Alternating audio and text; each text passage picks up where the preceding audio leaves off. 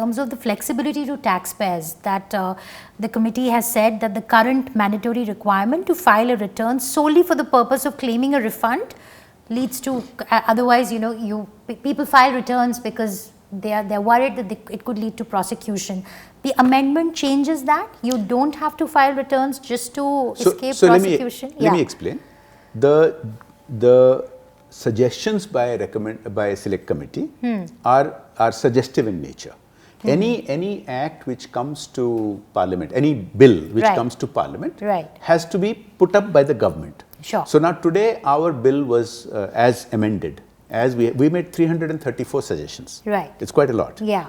So the government had already done a very good job in simplifying the act into this new bill, reduced word count and all of that. Yes. We further simplified it. Another 334 suggestions. Right. Now this goes back to the government and the government is going to go through it and it may accept it, or with some minor changes it may make. It may accept some parts and not some other parts and then bring it back. So we'll have to see what is the final bill that comes to Parliament. Right. But let me say this. The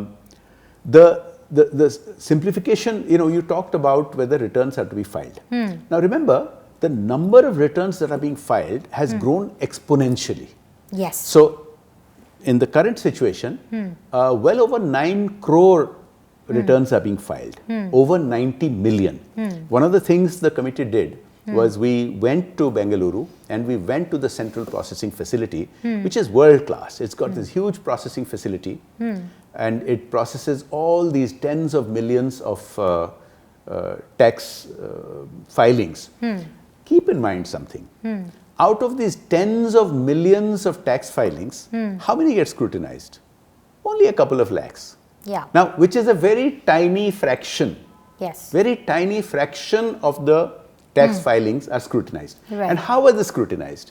It's not somebody who says, I don't like so and so, and I'll scrutinize. It doesn't happen like that. Yeah. So nowadays, because it's all computerized, it's data based, and data will then generate that this needs to be scrutinized. For example, if somebody is traveling abroad 10 times a year and they are filing a bare minimum income statement, it's logical that the computer algorithm itself will suggest that you need to look at it. Now, there's a very major change that has already happened. Now, in the old days, maybe there was an attitude of gotcha. Means you wait for the taxpayer to make a mistake and then you grab hold of them. Yeah. So the rules have already changed, and that will carry forward into the new bill, is that it's not a gotcha system. Okay. So when something is flagged, the information is shared with the taxpayer that, look, we have all this information which doesn't seem to add up with what you have filed. Do you want to look at it?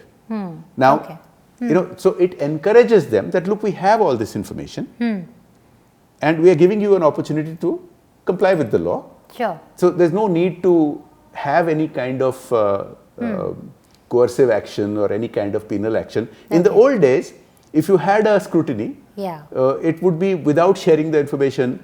Then they might make a blunder by not declaring a proper income. Right. Nowadays, if the full information is shared, then it encourages the taxpayer. But you do know that there's been a flurry of tax notices that has been sent from the tax department to startup founders, left, right and center. I mean, the tax department has been working really overtime in terms of sending out notices because of various reasons. I mean, they have their own reasons, but this is happening. So a tax department's job, of course, is to collect revenue.